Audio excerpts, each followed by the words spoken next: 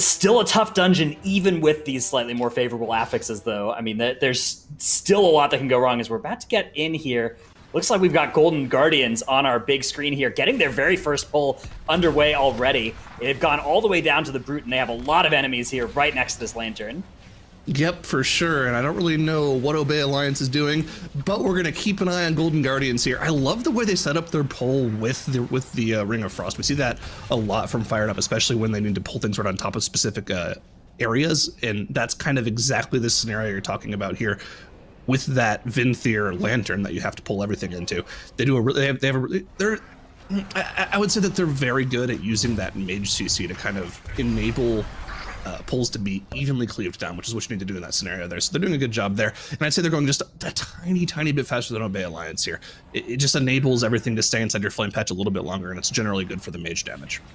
Yeah, and both teams at basically the same point here. It looks like a slight difference in strategies now. You can see Golden Guardians setting up a Ring of Frost here and pulling around this corner, whereas I think Obey Alliance have gone even further into the dungeon and have grabbed a different set of enemies now. So slight divergence.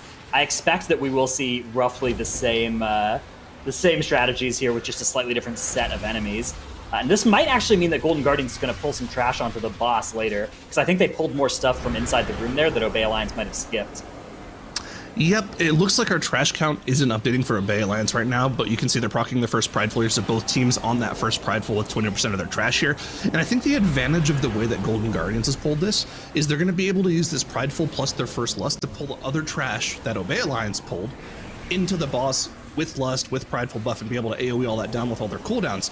Whereas with the trash that Obey Alliance pulled, if it was the next trash pack they pulled in here to get the trash count, they wouldn't have that advantage here. It's roughly the same, except for Golden Guardians, I think, has an extra tick that they'll be able to grab with the boss, and maybe one more even than that. So it's going to be basically the same play here, but I expect Golden Guardians are going to profit to the tune of 1 or 2% here if they can execute this as cleanly. Both teams killing their prides right around the same time. Bloodlust getting popped here for Golden Guardians.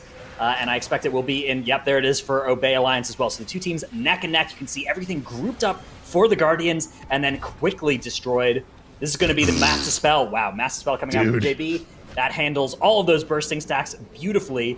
And the Juggernaut Rush is now being juggled around with the use of Shadow Melds to prevent it going off for a little while to buy them even a little bit more time on the boss. Yeah, did you see exactly what number Fired Up shot up to at the start there? Something like 140k DPS AoE burst there. The trash just getting absolutely melted. And I wonder what the major difference is here. I would have to assume that the PI was used on their DK for the side of Obey Alliance there to pair with the Army of the Dead as well as the other cooldowns, just to hope to get more single target damage in. But it definitely didn't pay off for them as the trash just completely melted for Golden Guardians. They were able to get all of their focus damage on afterwards. The boss was dead when Obey Alliance was up at like 25% on the boss here. So Golden Guardians, with their allocation of cooldowns on that pull, has just shot themselves ahead in the dungeon here. And they are already onto this next trash pack, but man, they are crushing this dungeon so far. Yeah, Fired Up, Fired Up, one of the best mages in the world. It is very good news whenever your team has Fired Up on it and Mage is a spec that you play in every dungeon. That is exactly the kind of circumstance you're looking for if you're competing in the MDI, and you can see exactly why just from those damage meters on the last pull, from the damage meters on this pull. He's just something else on that spec, and you can see they have demolished this pack in short order. Obey Alliance, though, not far behind as well. Obey Alliance working on the same pack and has killed basically all of it as well. They just have that Sentinel left now as well. Yoda moving ahead for Golden Guardians, though. This is where that Sentinel originally spawned, of course, so it's not there. And he's going to take a little bit of time to just eat up while Fired Up runs ahead. And Fired Up is going to aggro the stuff up ahead here, start that RP of the mobs running across the bridge, and then run back. While Yoda then actually goes and grabs the mobs that spawn from the, when you cross that little spot there, those mobs run across the bridge. Yoda lining around the corner, they're going to grab up all the enemies, and once again, all the AoE cooldowns coming out here. This pull is a deceptively scary one, has that Overseer in there, so even though there's only 5 or 6 enemies, it is a very dangerous one with the Overseer, reducing everybody's damage and casting that Bindings on everybody. Yep, and this should very easily proc their second Prideful, and it does. They'll probably be dealing with this before they go into the second section of the dungeon, where they'll actually end up chaining this Lantern Vinthier debuff that we talked so much about. Little bit of a stun there coming out from Golden Guardians, but doesn't seem to be too much of an issue as they're able to easily recuperate there. Again, by the guys, we said this around the first boss, but for some reason the trash percentage is not being monitored properly for Obey Alliance. Fortunately, we have an affix that allows us to very easily give us a good idea of where they are in the dungeon in terms of the trash percentage. You can see they procced their second Prideful, which means they're probably at a similar trash percentage to Golden Guardians, right around the 40% mark. So we can keep an eye on that. Of course, the admins are monitoring that, and they'll be keeping an eye on that as we go throughout the dungeon. Yeah, it's something that the Pridefuls do a good job of that. I expect that the teams will be pulling roughly the same parts of the dungeon as well, but obviously if there are big deviations, we'll keep track of that as well. You can see Lip running ahead, activating that Venthyr Lantern. Yoda's going to break that in prison, and they're going to do this thing. I think we saw Echo do this first in week 1 of our MDI this season, where you run into this little room here, and that lantern that you've activated is actually in range, because it's just a big circle and doesn't care about line of sight. And so you can see that lantern is triggering even though they are within the room here. And fighting in here allows them to avoid the patrol, which walks up near where the lantern actually is.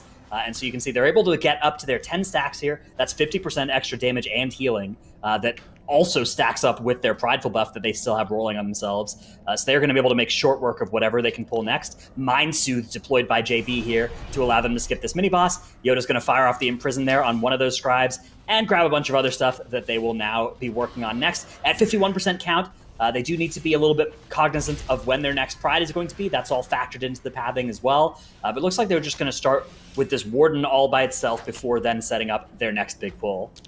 And you got to remember that this Venthyr buff lasts 1 minute, not the 1.3 minutes I was talking about before. That doesn't happen until 9.0.5. So what they're going to do is they're going to proc this Venthyr Lantern when it has about 10 seconds left, and they'll be able to very quickly burn down that infused Quill Feather. It has very little HP, and the second that they kill it, it'll refresh their buff. They actually end up killing off one of the scribes before that. But yeah, they refresh their 10-stack Venthyr buff here. They keep that 50% damage buff, and they'll be able to hold on to this for another minute until the final mob in this trash pack dies. So once that scribe dies, they have a minute left. They'll be able to use that 50% damage buff to burn down this Prideful.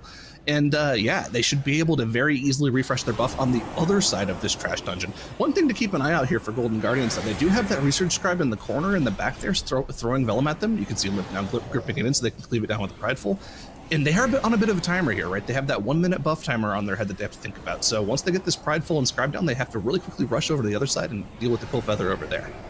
Yeah, maybe they can lower this scribe and then like grip it into range of the other lantern, because I think the lantern that they're next to has expired. Oh, true. It is only available for 45 seconds, although that's also going up to a minute in patch 9.0.5, so some point in the near future. But yeah, you can see the Pride is going down, and let's see if they try and... No, they're not going to. So they're just going to finish off the Scribe and head over to the other side. Meanwhile, Obey Alliance have actually pulled a little bit ahead of where Golden Guardians are at this point. They've already made it now to their second lantern of this donut area. Yoda getting there a couple seconds after where Obey Alliance are. So Obey Alliance have actually clawed back the time that Golden Guardians took from them on the first boss. And both teams now hoping to extend their buff. You can see Lip is going to activate that lantern. They're going to be able to get the kill and land that buff. I believe that was an extension as well, so they're going to maintain the 50% really buff. That is extremely high value to be able to do that. And so it represents a tremendous amount of extra damage that Golden Guardians are going to get access to. I think Obey Alliance have successfully executed the same thing as well. Both teams working on very similar trash pulls here, needing to make sure they do still dodge all those mechanics, of course. Very dangerous ones in this area. Fired up, getting knocked up. They are going to be okay, though. They finish off that Scribe. That's going to be their last refresh from that lantern. And so they have 1 more minute of plus 50% damage and healing. Let's see what they can do with it.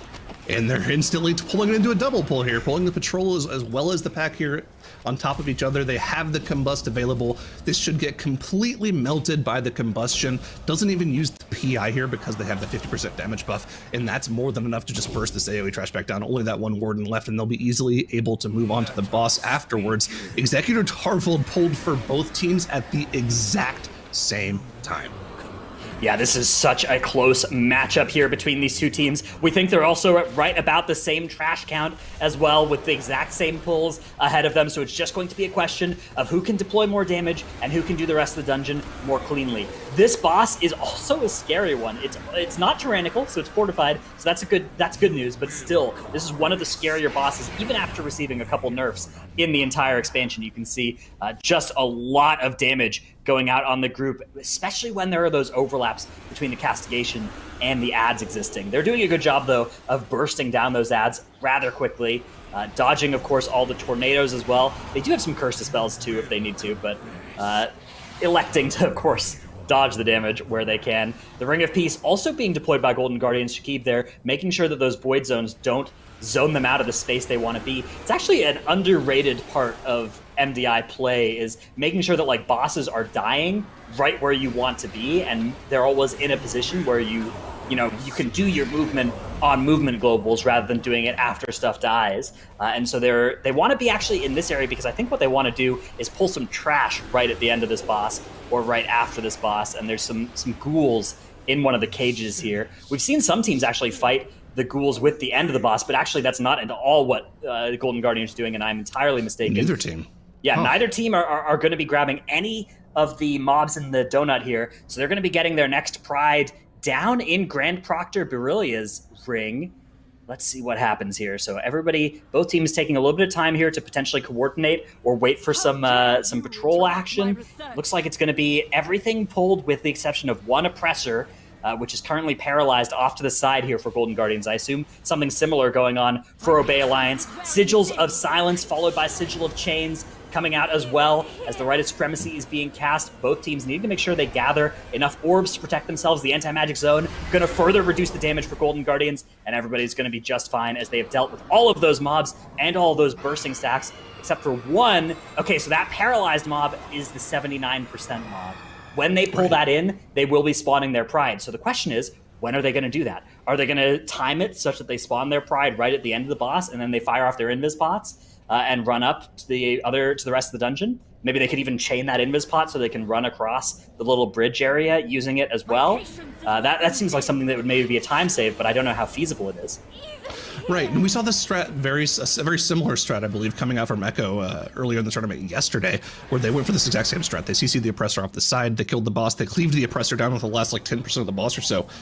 But when they spawned the Prideful, they spawned it very close to the staircase, so if they were opting to try to choose to skip it, they weren't really able to. They were in range of it, and then they ended up AoEing it down with the next trash pack anyways. So I wonder if skipping it is actually going to be faster, but if you actually end up AoEing it down with the trash pack, it'll die when the trash pack dies, so you have the Prideful buff for the first phase of call, because what you end up doing is invising to call. You skip the second trash pack after this boss every single time. It just takes too long to deal with. So I wonder, whether or not dealing with that Pride is the right play or not, and we'll see whether or not both these two teams are going to be opting to kill that Pride or not, because they have both pulled the Oppressor into the boss, with the boss now reaching that 10% mark. They still do have the Endless Torment out, so there's a lot of movement having to go out, so they'll have to end up single targeting the Oppressor quite a bit afterwards. But man, these teams are just neck and neck right now. It's all going to come down to that call hallway, how they're able to deal with those multiple trash packs, and then once again there's going to be another Venthyr buff that they're going to have to deal with there.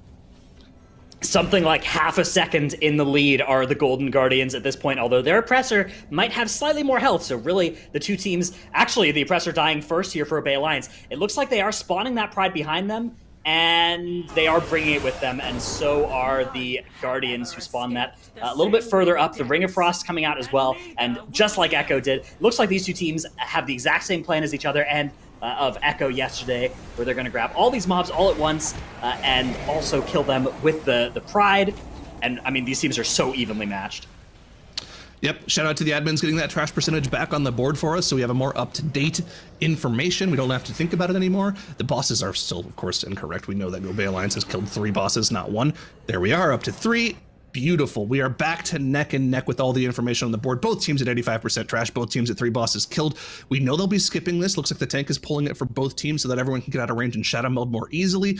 And they're going to be moving on to General Call's hallway here, where a lot can go wrong. All of those bears spawning can do a lot of damage to your tanks. Those bleeds are still nasty, even though they've been nerfed.